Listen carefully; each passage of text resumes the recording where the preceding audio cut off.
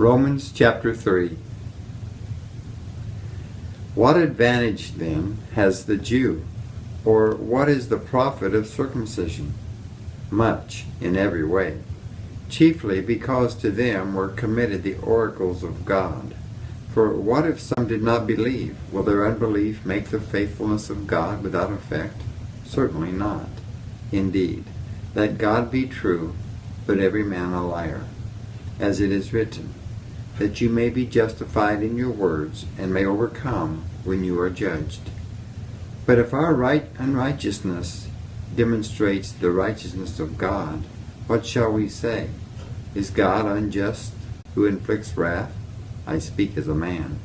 Certainly not. For then, how will God judge the world? For if the truth of God has increased through my lie to his glory, why am I also still judged as a sinner? And why not say, let us do evil that good may come? As we are slanderously reported, and as some affirm that we say, their condemnation is just. What then? Are we better than they? Not at all, for we have previously charged both Jews and Greeks that they are all under sin. As it is written, there is none righteous, no, not one. There is none who understands. There is none who seeks after God. They have all turned aside. They have together become unprofitable. There is none who does good, no, not one. The throat is an open tomb. With their tongues they have practiced deceit. The poison of asps is under their lips, whose mouth is full of cursing and bitterness. Their feet are swift to shed blood. Destruction and misery are in their ways, and the way of peace they have not known. There is no fear of God before their eyes.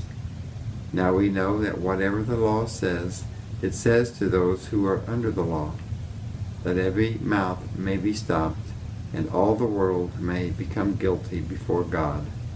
Therefore, by the deeds of the law, no flesh will be justified in his sight, for by the law is the knowledge of sin.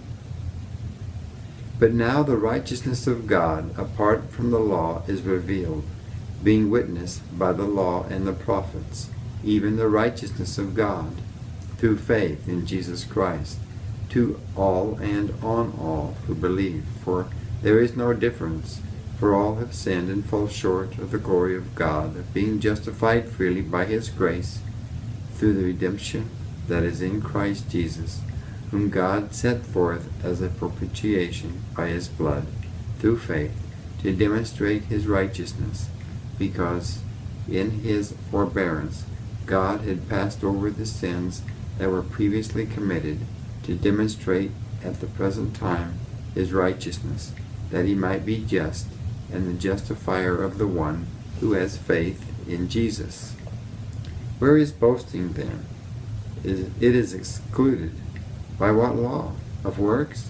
No, but by the law of faith. Therefore, we conclude that a man is justified by faith apart from the deeds of the law. Or is he the God of the Jews only? Is he not also the God of the Gentiles? Yes, of the Gentiles also, since there is one God who will justify the circumcised by faith and the uncircumcised through faith. Do we then make void the law through faith? Certainly not. On the contrary, we establish the law.